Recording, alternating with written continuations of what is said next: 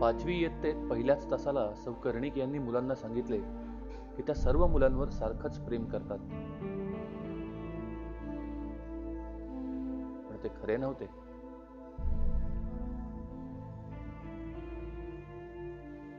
कारण एक मुलगा मात्र याला अपवाद होता.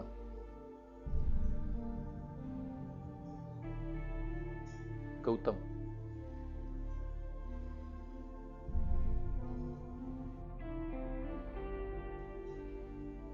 गौतम हा अतिशय गबाळा, अस्वस्थ आणि अभ्यासात लक्ष न देणारा मुलगा आहे. तो इतर मुलांच्यात मिसळत नाही असंच त्यांना वाटायचं. त्याच्या उत्तरपत्रिकेवर मोठ्या अक्षरात शेरा लिहिताना त्यांना विशेष आनंद होत असे. एक दिवस मात्र पूर्वीच्या नोंदी पाहताना त्या आश्चर्यचकित झाल्या. गौतमच्या पहिलीच्या बाईंनी लिहिलं होतं की गौतम हा अतिशय बुद्धिमान व हसरा मुलगा आहे. त्याचे लिखाण अतिशय व्यवस्थित आहे. गौतमच्या दुसरीच्या प्रगती पुस्तकावर लिहिलं होतं की गौतम हा वर्गातील आदर्श विद्यार्थी आहे, पण आई आजारी असल्याने सध्या तो स्वतःच हरवलेला असतो. गौतमच्या तिसरीच्या शिक्षकांनी लिहिलं होतं की त्याच्या आईच्या मृत्यूच्या घटनेने त्याच्या मनावर खूपच आघात केला. तो प्रयत्न करतो, पण त्याच्या वडिलांचंही त्याच्याकडे लक्ष नाही. सौ कर्णिक यांना गौतमची समस्या जाणवली.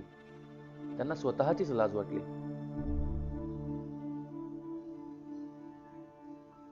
शिक्षक दिनाच्या दिवशी सर्व विद्यार्थ्यांनी बाईंना फुले दिली. गौतमने मात्र जुन्या कागदाच्या पुरचुंडीत बांधलेलं काहीतरी सौ कर्णिक यांना दिलं. त्या पुडीत होत्या खडे पडलेल्या जुन्या बांगड्या. सर्व मुले हसू लागली.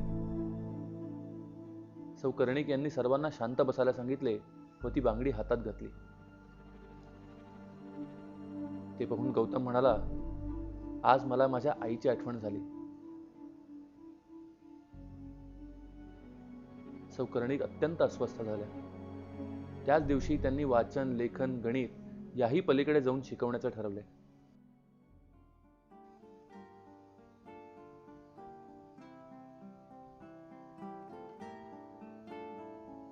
सौ कर्णिक यांनी गौतमकडे लक्ष द्यायला सुरुवात केली.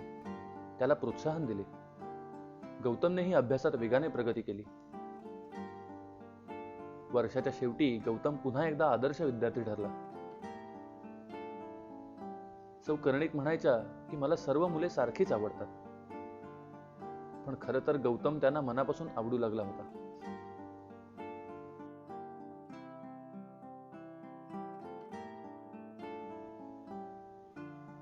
एका वर्षानंतर सौ कर्णिक यांना घरी एक पत्र मिळाले.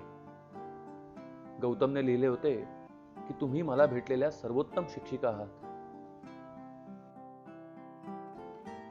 5 वर्षानंतर त्यांना पुन्हा एक पत्र मिळाले.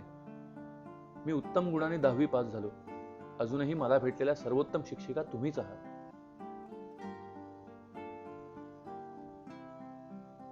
दिवसेंदिवस अभ्यास अवघड होत चालला आहे, पण मी करतोय. अजूनही मला भेटलेल्या सर्वोत्तम शिक्षिका तुम्हीच आहात.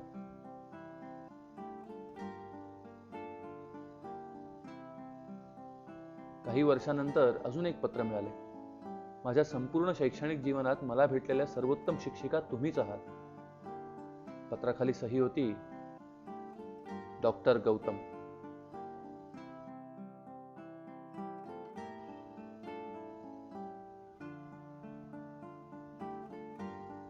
गोष्ट इथेच संपली नाही.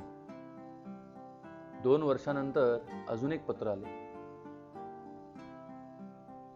मी लग्न ठरवले आहे. माझे वडील 2 वर्षापूर्वी वारले. माझ्या लग्नाला येऊन मला आशीर्वाद द्या.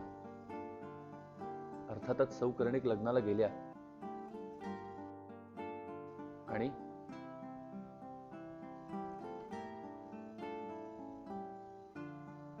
त्यांच्या हातात त्याच खडे पडलेल्या बांगड्या होत्या. गौतमने त्यांना नमस्कार केला आणि म्हणाला, तुमच्यामुळे मी स्वतःच्या पायावर यशस्वीपणे उभा आहे. तुम्ही मला शिकवलं की मी बदल घडवू शकतो. सौ कर्णिक यांनी त्याच्या पाठीवर हात ठेवला व त्या म्हणाल्या, गौतम तू चुकतो आहेस. तू मला शिकवलंस की मी बदल घडवू शकते.